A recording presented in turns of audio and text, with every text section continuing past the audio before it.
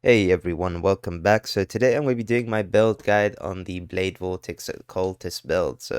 I first want to start off with saying that I'm not going to add any gameplay video footage because I don't have any since I haven't been playing PoE for a while now. I've been taking a break and I'm not playing Trade League anymore, so therefore I'm not playing this build anymore.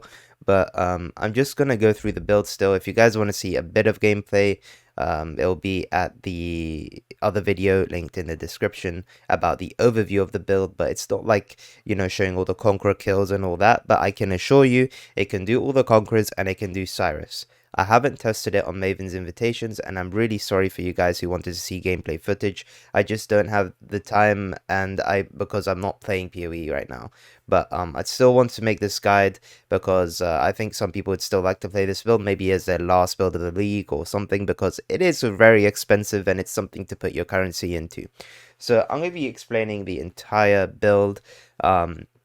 And yeah, I just want to add that disclaimer at the beginning that there's no build footage. So I'm sorry about that. I can show you the skill in action. And when we get more power charges, AoE gets bigger because we have AoE scaling with power charges. So don't worry, the AoE isn't that small. It's way bigger than that. Anyway, let's get into it. So let's start off with the good old items. And this time, we'll start off with the flasks. And I did explain some of this stuff in the overview video, but this is going to be in depth and like the biggest reasons why I chose each thing. And yeah, I won't be giving really any budget options because this build on a budget is it's not good. Blade Vortex is an expensive build, guys, and that's just how it is, unfortunately. If you use it on a budget, you might be able to do low tier maps, but you won't be able to do all content like this one can. And obviously, it does not need Headhunter. That's the only thing that I would say you could budget out of, is not running a Headhunter, but everything else is pretty essential. So yeah, let's get into this over here. So let's go and start off with the trinket. So the trinket is useless and it doesn't matter.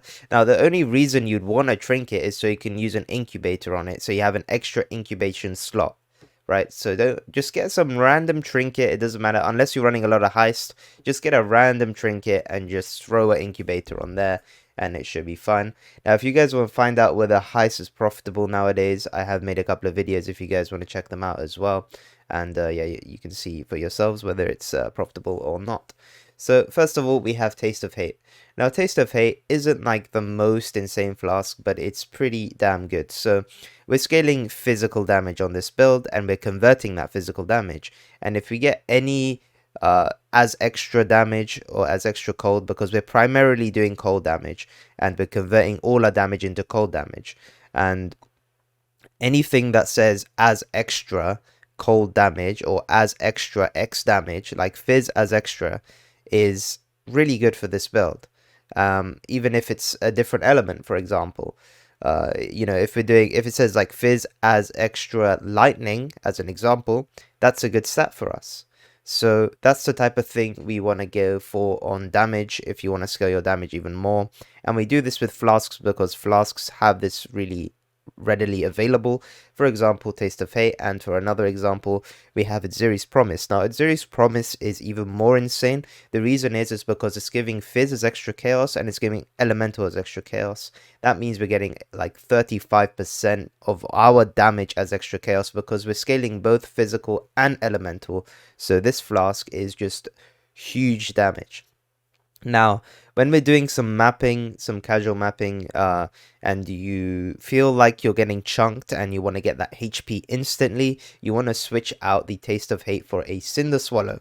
Now, the reason you want to do that is because Cinder Swallow is such an insane flask in the sense that it gives you percent recovery of mana, life, and energy shield when you kill an enemy. Now, the reason why this is so insane with our build is because we're a hybrid build that uses energy shield and life.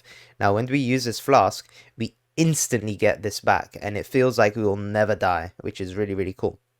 So this flask is definitely highly recommended. Now, the other flask that you're probably wondering is why you're not using Bottled Faith. Now, honestly, this flask is good damage. Like, it's not a bad flask at all. And if you want to, you can run it. But in my personal preference, I decided to go for Taste of Hate, even if it gives less damage than a Bottled Faith in theory. The reason I like it more is because you take 20% less cold damage as well, which is really nice. Now, especially if you're delving, 20% less cold damage taken is no joke. It's really damn good, and it's really good mitigation for any cold damage. So I think this flask overall is pretty damn nice, but if you want to switch it out for Bottled Faith, go ahead. If you want to use a Cinder Swallow for mapping, go ahead. It's completely up to you. One thing I'll note about Cinder Swallow is that we do not have any flat fire on our build, so we won't be igniting enemies, so we won't get that 10% increased damage, or the enemies take increased damage. So just keep that in mind, and if you do need to get flat fire somewhere, just look for flat fire to spells, maybe on an Abyss Jewel or something like that. Okay. So there's that, and then we've got the normal Quicksilver. Now, I don't have the best Adrenaline Quicksilver. The best one is if you get the, I think it's Alchemist's Quicksilver Flask of Adrenaline. It's the one that gives increased effect and less duration with Adrenaline, which is an increased move speed. So that would be ideal, but, you know, just do whatever. The only reason I like this is because it lasts a bit longer, and if you don't kill some enemies for a bit of time, this flask kind of lasts longer than the other one, but to be honest, it doesn't make that big of a difference. Just the other one gives way more move speed. Okay, so now we've got the Diamond Flask of Warding. So we go for anti-curse because curses can be rippy, and I wanted to take this build to 100, so I went full defensive, or as defensive as possible on flasks. And yeah, and obviously sorry, I think I skipped over this, the anti-bleed flask, which is really nice. Now, this was my panic flask. If I ever lost a lot of HP and if I wasn't using Cinder Swallow, I would just spam this and it would be fine because it's instant recovery and anti-bleed, which is really nice. So yeah, that's what we're running over here. And yeah, I highly recommend you run anti-curse, but if you want to go full DPS, you can put this as anti-bleed, the Diamond Flask, and you can run another offensive flask and ditch the Life Flask. For example, you could run a Cinder Swallow instead of the Life Flask, or you put a Bottled Faith instead of Life Flask. It's up to you. Both flasks are really good for this build, so it's completely up to you guys. It's very customizable, so make sure you customize it to how you like to play. So yeah. Next off, I'm just going to go off onto the gear. We'll go into the links afterwards because I feel like it's easier for me to do it this way. First of all, we have a 10% damage penetration void battery. Now, you don't need this, but it does give a lot of damage. I think it gives about 500k DPS per void battery that you have this on. So obviously, oh, I've got 9% here, so it's a bit less. But these ones, or these void batteries, are not cheap. At least when I bought them about 2 weeks ago or 3 weeks ago. I can't remember when I last played PoE on this build, but when I did buy them, they were about 15 to 20 exalts because there's not even that many on the market. So just keep that in mind. And if you can't afford this, don't worry. You can still play the build and it will still be fine. You do not need a 10% elemental resistance penetration void battery. So just keep that in mind. That's only for min-maxing purposes. So don't worry too much. You will lose some DPS, but it's fine. Like, you won't even notice it, I assure you. Well, you will, but it won't be that big of a deal. So, yeah, there's no point talking about this one. It's just 1% less, and honestly, I should have just gone for the 10%, but they were not on the market when I wanted one, so I just, it was whatever, I just got 9%. Okay, so now we have the helmet. So you want to look for a helmet that has Wrath, Zealotry, or Hatred. Reduce mana reservation. Once you have that helmet, you want to, I think it's Redeemer Slam it. Once you Redeemer Slam it, you want to ult spam until you get Unleash Max Seals as the only Redeemer mod. You want to go and buy a +1 power charges helmet of somebody who only has a Warlord mod, and then you want to Awakener Orbit.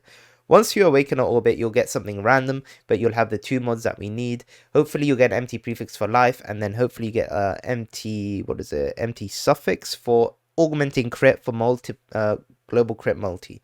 That's what you want to do with this helmet. That's how I made this, and to be honest, I got a really crap helmet at the beginning, and I had to like mix match gamble craft this into what it is now.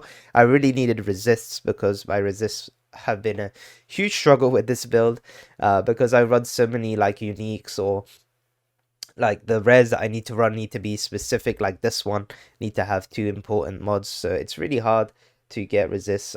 So yeah, this is just something that you need to get on here. And yeah, this is the helmet. It's a really good helmet, and I know a lot of you guys want to get Blade Vortex Duration. But the only problem with that helmet is that we can't run Wrath, Zealotry, and Hatred without this helmet. So yeah, and that gives more damage and just feels overall better than Duration, even though Duration is a really huge cure well for this build. But yeah, that is that helmet done. Next off, we have the Badge of the Brotherhood, and we allocate Charisma. The reason we allocate Charisma is because, again, we need more reduced mana reserve to actually run our auras. So that's what's going on over there. Badge is a non-negotiable. You have to run this amulet. It gives way too much damage. And using like a Pandemonius is like not even close. Because basically we have 10 power charges. 10 power charges with a badge basically means if you have frenzy charge generation, which we do from our chest piece, which I'll explain soon, that gives us 10 frenzy charges. 10 frenzy charges, so one frenzy charge gives 4% more damage. That means we're getting 40% more damage from that alone, and it also gives cast speed, which is huge cure well for this build. And also if you add that to the void battery cast speed, we're just casting really smoothly. Like, we don't even feel like we're casting. That's how good it feels. So yeah, this is what I recommend. This is really, really good. And yeah, it's just crazy. Honestly, it's just a really nice amulet. I really don't think you should cheap out here, guys. Just go all the way, get this amulet. This is like the one expensive, like, well, not one, but one of the most expensive things in this build, and it's definitely worth it, or worthwhile to do so. Now, if you guys are wondering how much this build cost me, I think without Headhunter, I spent about 200 exalts on this build. So it's up to you how you want to manage your currency here. And if you have enough money, or if you already have a Headhunter, then definitely go for that, because it's just so good for this build, because the clearing just goes crazy. All right. So then we have Call of the Brotherhood. Now these, you just need to make sure you quality them with elemental damage, and do that for both of them because it's really important. And we're basically running the same here. Like the other rolls, you can go for like increased lightning damage, but it doesn't really matter because we're not scaling lightning damage that much, and increased lightning damage doesn't really do much for us. So I mean, it's okay, but it's not like that big of a deal. And yeah, those are the two rings you need to run. Now we'll run the chest piece. So what I did with this chest piece, we got an elevated explode chest, and we awaken and orbed it with a frenzy on hit. Now it's not a crazy chest piece, it's kind of whatever. As you can see, we rolled kind of crap stuff, but at least we could add life onto it, and that was the main thing about it. That's really important. And yeah, I highly recommend you guys do that. You don't need 5%. If you think the 5% explode is like insane, it's really not. It's not that big of a deal. And the 11% AoE again is not that big of a deal. It's just nice, and it's min-maxing, so it's up to you. 3% explode is more than enough, and just make sure you get frenzy on hit, otherwise your badge will be kind of useless. Okay. Now we got the gloves. So you want to get some gloves with the implicit of 25% physical damage compared to lightning damage. And then you want to get a craft on it as well to physical to lightning. This will give us 50% convert. And then we also have another 50% on the tree and Watcher's Eye, which I'll go into soon. But when you get this conversion, you're basically going to be converting all your physical damage to lightning damage. And the Call of the Brotherhoods will be converting that lightning damage to cold damage. And that allows us to run Wrath and Hatred, and scaling both damages and giving us a lot of damage. So that's the idea over there. And you could do this with a lot of builds. Like, you could switch out Blade Vortex here, maybe use like Stormbrand, change up the clusters a bit, and you would have still a really insane build. So that's something you want to look into over here. Okay, so Headhunter, it's just a good belt for clearing.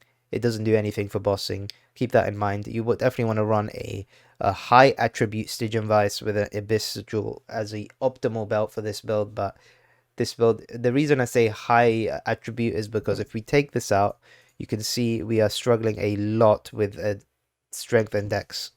Finally, we'll go into the boots over here. And these boots are pretty damn nice. Now, you don't need elusive on crit strike, but it's definitely optimal if you want some more survivability. It's really, really nice.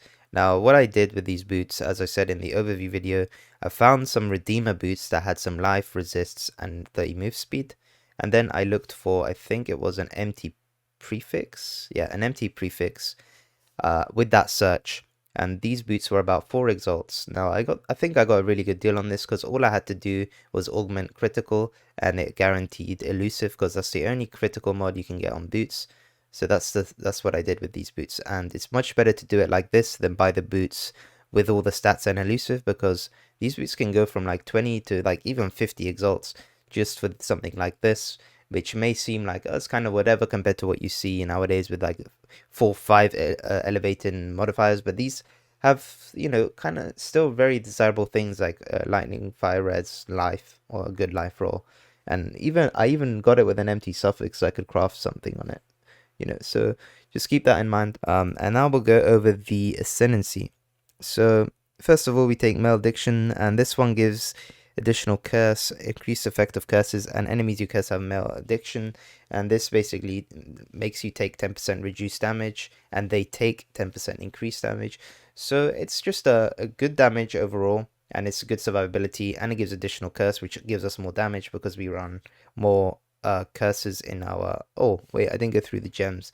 So that's good that reminded me. So we have Divergent, Wave of Conviction. Now the reason we take Divergent is purely for the skill effect duration, but you don't need that. Then we take Awakened Hex Touch so we can run another curse, because basically we want to run as many curses as possible because there's so many good ones that we can run.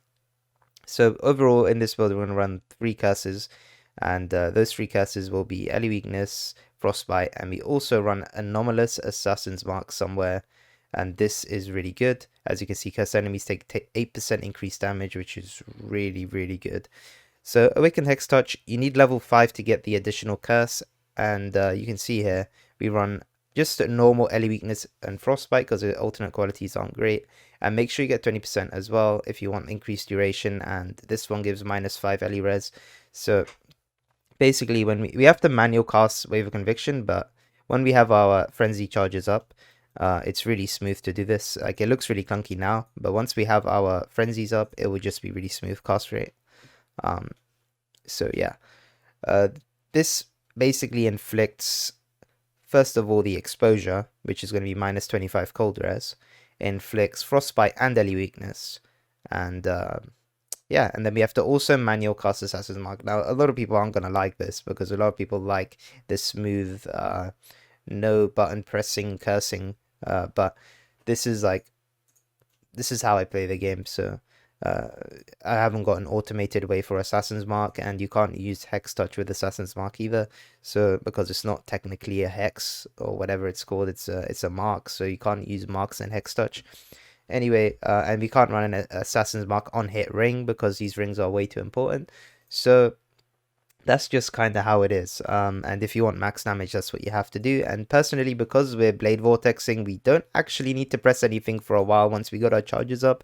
So I don't mind doing a curse here and there while I'm in the middle of just running around, right? It's not that big of a deal. So yeah, that's the helmet links. Then we got Second Wind, Flame Dash, and faster casting. This just makes it really smooth, really fast Flame Dash, by the way. And when we have frenzies up, it's just, the cast speed is crazy.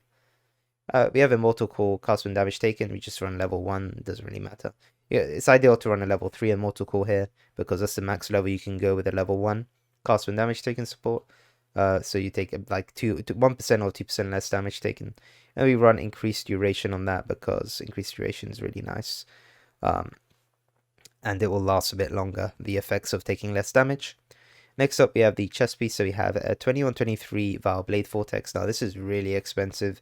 The reason why Cold Blade Vortex is good is because, say, for example, you're doing a 100% Delirious map, you're fighting a Kosis, and you need a bit of extra damage because it's really tanky. This thing just does so much damage, and I definitely recommend using this. And it just, like, it stacks on top of your damage, and it gets linked with everything else as well. So it's just a really good Val skill to have. Now, yeah, I think this is just, yeah, I can't really go anymore. I mean, you can just get a 2123, which somebody wants to buy from me, right? 2123 Val Blade on just normal Blade Vortex. This is much, much cheaper, but I wouldn't recommend this in the long run. This just feels way better. Cold Blade Vortex is just way better for map clearing. But for single target, obviously, like, say for example, you're in a Cyrus fight, you're only going to get your Val Souls for your Cold Blade Vortex at the last phase. So it's not very useful, although it does help you almost one-shot Cyrus at the end. So it's really, really nice. Next, we have Anomalous Inspiration. Now, this is really, really cool because it gives increased crit chance, and the normal Inspiration support isn't that good, so this is highly recommended. And then we have Awakened Added Lightning Damage, and because we're scaling lightning damage into cold, this is actually really good. Flat lightning gets all converted into cold, so that all of this flat lightning is getting into flat cold, which is really cool because of the Call of the Brotherhoods. And this is actually a huge damage thing. Now you get +1 supported lightning gems. Now we don't actually benefit from that because Blade Vortex isn't a lightning skill spell gem or whatever, so that's not something that we really care about, but we just care about the flat lightning and like the little bit of increased lightning damage. And then we're running an Awakened Unleash. Now, you don't really need an Awakened Unleash. Like, it just gives a few percent more damage. So it's up to you whether you guys want to min-max on that. The normal Unleash is kind of fine. And maybe even an alternate quality Unleash is better. But yeah, this is just what I went for. And then we've got Awaken the Cold Penetration. Now, this is obviously really good for us and highly recommend it. There's nothing that really beats it. And then we finally have Divergent Power Charge on Critical Strike. Now, since we're not an assassin, we can't generate power charges easily. And this allows us to generate power charges easily. So yeah, Occultist doesn't actually give a reliable power charge generation. And this is just does everything. And it also gives 4% more damage per power charge. So it's basically like a badge of the Brotherhood on top of a link. So it's just kind of a really good link. Now, there might be other links that give more damage than this, but you need this. You can't replace this one because it gives you your power charge generation, and without power charges, your damage is reduced significantly because it gives a lot of crit chance. So yeah, we went for Divergent because you get crit chance per power charge, or increased damage per power charge, sorry, which is really, really nice. It's only 2%, but you know, every little counts when you're min-maxing. And then we've got Portal over here, and we have Enhance for only for the Anomalous Assassin's Mark, because Assassin's Mark doesn't usually have 8%, it's normally 4%, but as you can see, the Enhance support has elevated that amount to 8%, pretty much doubles the quality effect. So Enhance 4 is not even too expensive, and it's definitely worth it to use it with this Assassin's Mark. We have increased duration on Assassin's Mark, so it lasts longer, and we have 20% quality, so with Enhance, well, Enhance doesn't affect the support gem, but it just increased duration with Assassin's Mark is really good because you don't have to click it as much, and since we're manual casting it, we really do want as much duration as we can on that. Portal doesn't need to be linked to anything. I mean, it gives we have a lot of cast speed on this portal because of the Enhance and the what's it called, and the quality on Portal. And we also have a bunch of cast speed in general, so we cast Portal pretty quickly, guys. Like, not here, but once we have our frenzies up, you will just see in combat, it'll be crazy. Sometimes you steal a headhunter buff that gives crazy cast speed or action speed, and you can see the Portal go up straight away. But even without headhunter buffs, we cast it really quick, which is really nice. And then finally we have our auras. So we just run 21 of all the auras. Like the quality, you can get like the expensive qualities for that aura stackers use, like the whatever's Divergent or Anomalous. I don't know which one people use for like the little bit more damage, but they hard nerfed them this patch, especially if you're not an aura stacker. Like it's like 1% increase or 2% increased damage. So I wasn't really bothered. And getting a 21/20 alternate quality gem of Hatred, Wrath of Zealotry is like very expensive. So I didn't really want to do that. And there's barely any on the market as well. So Zealotry is really, really good. Zealotry basically makes it so that enemies are always going to be on conk ground, especially bosses, because yeah, it's just really insane. If you read it, it says you and nearby non-minion allies have a chance to create conk ground on hitting a rare or unique enemy lasting 8 seconds. And now the other thing with Zealotry is that you get more spell damage and it gives you crit chance, and we can run a Watcher's Eye for it. And Zealotry Watcher's Eyes aren't actually that expensive. So yeah, you'll see the Watcher's Eye we run now. The one I got is quite expensive, but overall, like you can get a double Zealotry for not even that bad. So yeah.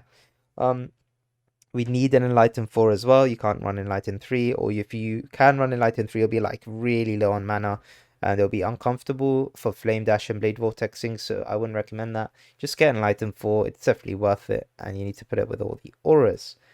Okay, that's all the gem links done. Now we'll go into the tree. So I did cover this ascendancy already, which reminded me to go into this gems. But yeah, anyway, we got Void Beacon over here, which gives minus 20 cold res, minus 20 chaos res. Now, the minus 20 chaos res is interesting because it actually works well with our Zeri's Promise. Now, it doesn't actually give that much damage, but with like the chaos damage, but it's still like pretty good, right? It all adds up in the end of the day. And then we got Frigid Wake, so we cannot be chilled, cannot be frozen. If you're wondering why you're not running an anti-freeze flask, this is why. And we also do 50% more cold damage. And nearby chilled enemies do 10% reduced damage with hits. Pretty damn insane. Now, the other thing not to overlook is that every 4 seconds you have a chance to freeze a chilled unique enemy for 0.6 seconds. It's actually kind of cool. Like, it's not that insane, but it's like a nice little addition to an already really good ascendancy. So yeah, next we have Forbidden Power. Now this is really important because first of all, it gives us 1 power charge, means it gives us also 1 frenzy charge. And it gives area of effect per power charge, increased damage per power charge, and gain a power charge when you spend a total of 200 mana. As I said, that's not a very reliable way of gaining power charges, so that is why we run the power charge on crit support gem. So that is really good ascendancy, bunch of AoE, and you don't get this with Assassin, which is you know, is pretty good. So the tree looks a bit kind of all over the place, right? But this is the ideal tree, and there is something that I'll tell you to replace. So I'm just going to show you my nodes. So we got skill effect duration here, mana regen, lightning damage, cold res. But I'm just showing you this in case you open the POB and you're like, where are you getting this cold res from? It's from this node, and I did put it on POB. I didn't add all the nodes, but I added the cold res on the POB just in case you guys get confused where the cold res is coming from. Now, the main thing you need with this Glorious Vanity is to make sure it's Doriani, and also make sure that you have Flesh to Lightning on Arcane Vision, because that way you only have to spend 1 point to get this 10% Fizz damage to convert to Lightning damage. Now, why do we need this 10%? So if you remember from earlier, we have 50% from the gloves. This is 60%. Now, on a Watcher's Eye, you can only get 40%. So 40% convert will finally make it 100%. And the damage difference between having 90 and 100% is quite big, so you really want to have 100% convert if you can. Now that was the Watcher's Eye. I'll quickly go over it.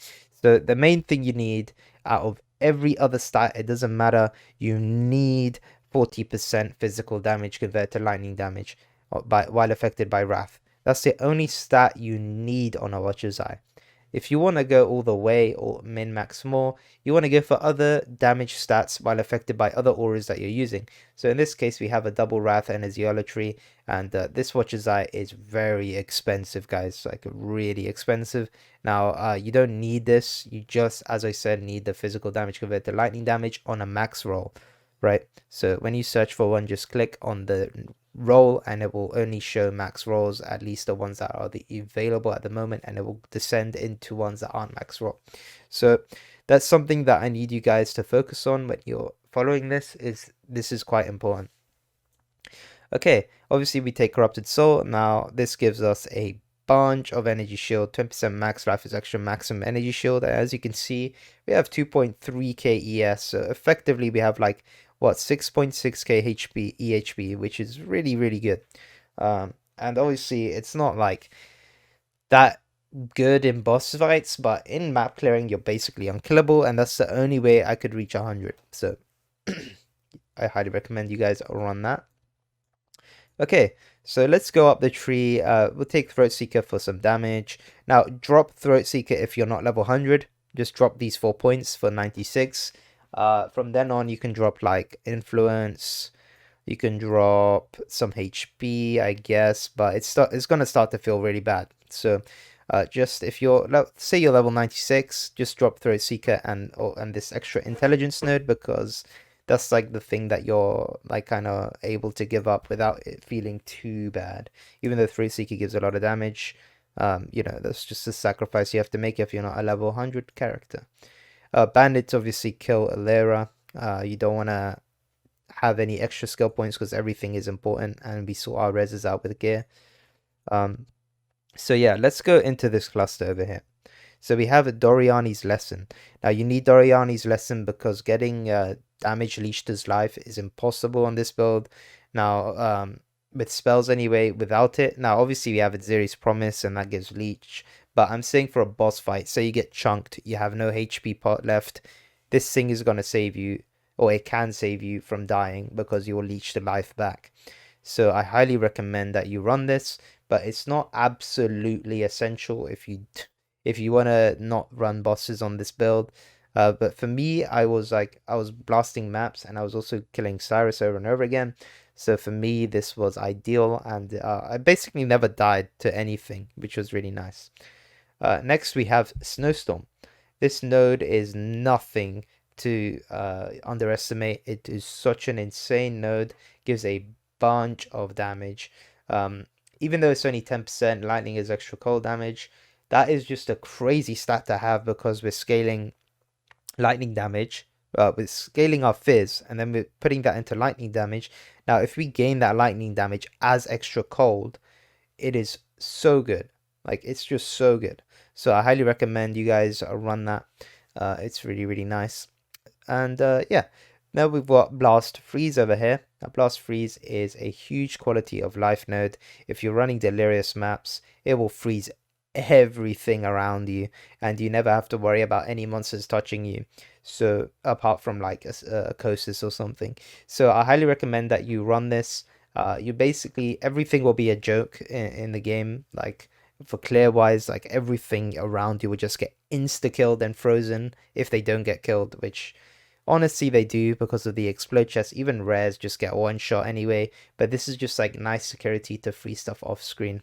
So it's really, really nice. Okay, so all the medium clusters are the same. We run Towering Threat, Vast Power everywhere. Now these clusters aren't cheap, and I wouldn't recommend any other cluster. So Vast Power gives increased AoE per power charge, Towering Threat gives max life and increased AoE. So these you want to run in every single medium slot. It's really, really good.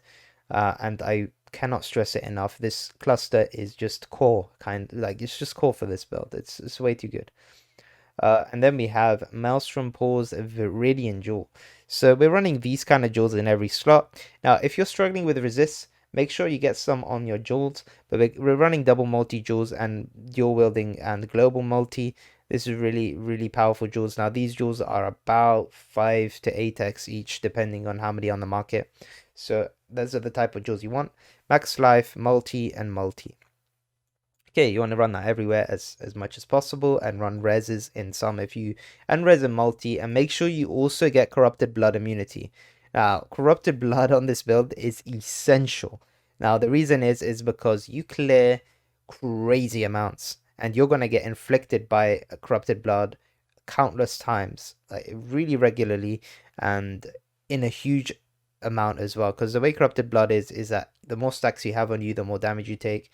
And with this build, you kind of gather stacks instantly. And if you gather like, let's say like, I don't know, 15, 20 stacks of corrupted blood in one go, you'll insta die. So you want to have corrupted blood immunity, and your health flask isn't going to save you from that instant tick of damage that's going to hit you when you're affected by corrupted blood, when maybe you're not paying attention.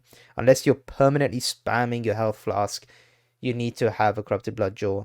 And we have multi and max life now. Getting this is quite expensive, but you just need to make sure you have max life and corrupted blood, and multi if you can afford it. Okay, then we go down here. We don't actually take acrobatics because it's too far, and we don't really need it. Now, you're probably wondering why we run no witnesses, because it gives elusive on kill, and we have elusive on crit. Now, elusive effect is really, really good for this build. Gives us more move speed and more dodge, so I highly recommend you run that. But if you want to ditch points, you can ditch this if you really want to. If you want to ditch some tiny bit of move speed and survivability, but it's up to you guys. As I said, you guys need to be able to customize these things the way you like it, and if you're not 100, obviously it's not a very easy level to get, then you can deduct some points here and there and still make the build work.